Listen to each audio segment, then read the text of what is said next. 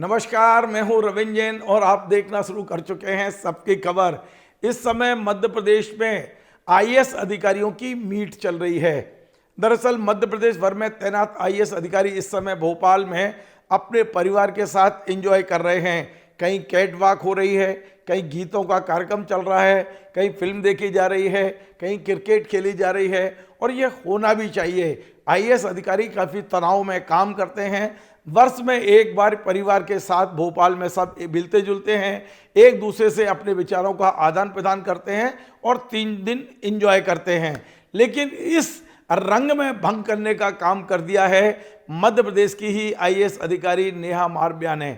नेहा मारविया पिछले 14 साल से मध्य प्रदेश कैडर की आईएएस अधिकारी हैं और उनके साथ जो कुछ हुआ है उन्होंने अपना पूरा दर्द आज आईएएस अधिकारियों के व्हाट्सएप ग्रुप में उड़ेल दिया है, लिख दिया है। पूरी खबर मैं आपको बताऊंगा, लेकिन उसके पहले मैं मध्य प्रदेश के मुख्य सचिव अनुराग जैन से विनती करता हूं, आग्रह करता हूं कि आप कम से कम नेहा मारविया के इस पोस्ट को पढ़ें और नेहा मारविया को अपना ही बच्चा मानकर एक बार निर्णय जरूर करें कि क्या वाकई उनका इतना बड़ा अपराध है कि 14 साल से उन्हें आपने बल्लभ उनकी दीवारों में कैद करके रखा हुआ है।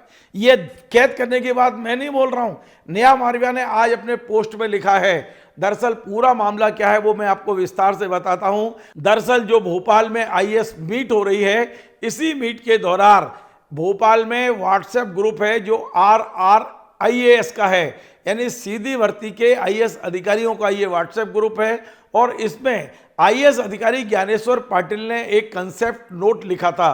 कंसेप्ट नोट में उन्होंने कहा था कि 14 साल की जिनके आईएएस की नौकरी हो गई है उन्हें कम से कम 4 साल कलेक्टरी रहना चाहिए।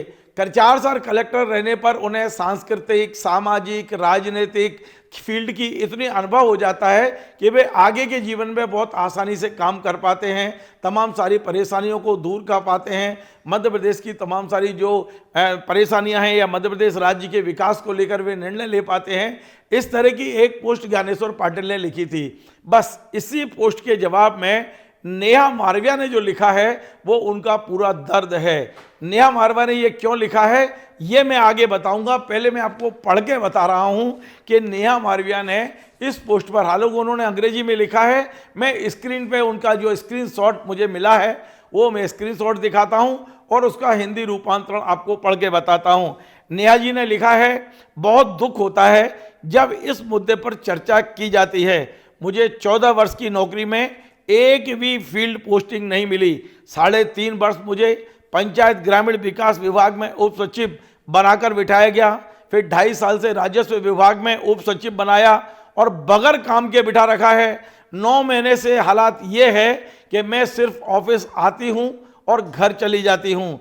ऐसा लगता है कि मुझे दीवारों में कैद करके रखा गया है। सोचिए, एक आईएएस अधिकारी जिसने कितने सपने देखे होंगे, कितना उसके अंदर उत्साह रहा होगा, किस तरह इस आईएएस अधिकारी को टॉर्चर किया गया है। उन्होंने लिखा है कि मुझे मंत्रालय की दीवारों में, क्योंकि और कहीं दीवार नहीं, मंत्रालय की दीवारों में कैद किया गया है। मैं अकेले होने का दर्द महसूस कर रही हूँ, मैं अकेले होने का दर्द महसूस कर रही हूँ और अच्छे से समझती हूँ। उन्होंने ये भी कहा है कि अब आने वाले जो जूनियर आईएएस अधिकारी हैं उन्हें भरोसा दिलाती हूँ, मैं किसी पद पर रहूं उन्हें अकेला महसूस नहीं होने दूंगी। अब आप सोचिए नेहा मारविया को ये क्यों लिखना पड़ा और नेहा मारविया को पर इतना प्रताड़ना क्यों की जा रही है। सबसे बड़ी गलती उनकी ये है कि वे सच को सच कहने की हिम्मत करने वाली आईएएस अधिकारी हैं। मैं बड़ी जिम्मेदारी से इस बात को कह रहा हूँ। वैसे उनकी हो सकता है कुछ गलतियां रही होंगी और एक इतनी बड़ी गलती उनने नहीं की है जिसके लिए इतनी बड़ी सजा दी जा रही है। दरअसल इनकी सजा के पीछे जो दिमाग है, आज मैं खुलकर बोल रहा हूं और सीधा आरोप लगा रहा हूं, वो मध्य प्रदेश के तत्कालीन मुख्य सचिव इकबाल सिंह बैस का है। इकबाल सिंह बैस नेहा मारविया का जो नुकसान करके गए हैं, ऐसा शायद दूसरा उदाहरण मध्य प्रदेश के प्रशासनिक हलकों में नहीं होगा। आखिर क्यों किया इकबाल सिंह जी ने, उसकी कहानी भी सुन लीजिए। दरअसल इकबाल सिंह जी ने ही ये आदेश दिया था कि मध्य प्रदेश के आजीविका मिशन के तत्कालीन सीईओ ललित बेलवाल पर तमाम आरोप लग रहे हैं पैसे खाने के।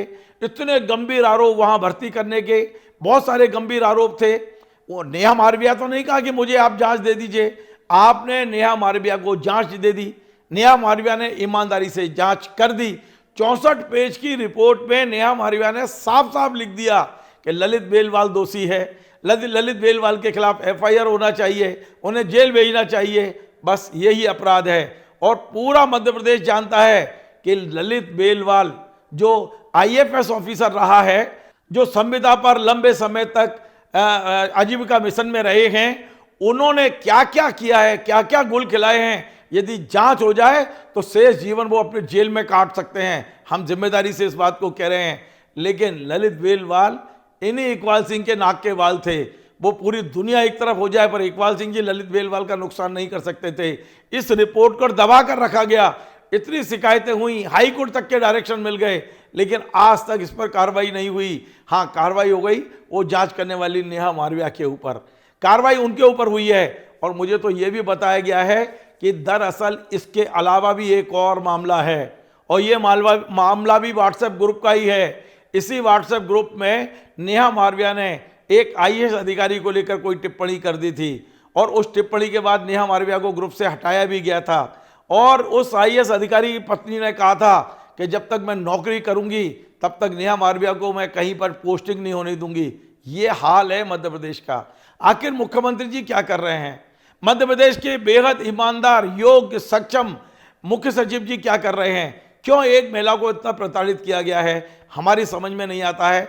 आज इतना बड़ा आयोजन हो रहा है, सारे आईएएस अधिकारी भोपाल में हैं, कैट वॉक कर रहे हैं, खुशी मना रहे हैं, क्रिकेट खेल रहे हैं, और नेहा मारविया कह रही है कि मैं दीवालों में कैद हूं। 14 साल हो गए हैं नेहा मारविया को आईएएस बने हुए। आखिर बताइए ना, यदि उनने कोई अपराध किया है तो सजा दीजिए, उन्हें सस्पेंड कर दीजिए, उन्हें बर्खास्त कर दीजिए नौकरी से। और यदि उन्होंने कोई अपराध नहीं किया है, सिर्फ आपके हितों पर कुठाराघात किया है, तो इस तरह की सजा देना ये कतई उचित नहीं है। मध्य प्रदेश के मुख्यमंत्री, मध्य प्रदेश के मुख्य सचिव को इस मुद्दे पर मुझे लगता है कि अब समय आ गया है जब उन्हें हस्तक्षेप करना चाहिए, उन्हें फाइल को बुलाना चाहिए, और कम से कम इस तरह की एक महिला आईएएस अधिकारी जो लगातार अपने आप को घुटन महसूस कर रही हैं, उन्हें घुटन से बाहर निकालना चाहिए। हम सिर्फ खबर बना सकते हैं, हमारे हाथ में और कुछ नहीं है। हम सच्चाई आपके सामने रख सकते हैं, इसके अलावा कुछ नहीं है। निर्णय मध्य प्रदेश की सरकार को करना है, मध्य प्रदेश के मुख्य सचिव को करना है। पर आज चूंकि व्हाट्सएप ग्रुप में ये सब कुछ चला है, मेरे सूत्र थे जो मुझे वहाँ से ये जानकारी मिली है, मैं आप तक ये जानकारी पहुँचा रहा हूँ। आपको यदि ये जानकारी ठीक लगे, सही लगे, आप इस पर कमेंट करें, आप इस मेरे कार्यक्रम को शेयर करें, आप लाइक करें, मुझे खुशी होगी। नमस्कार।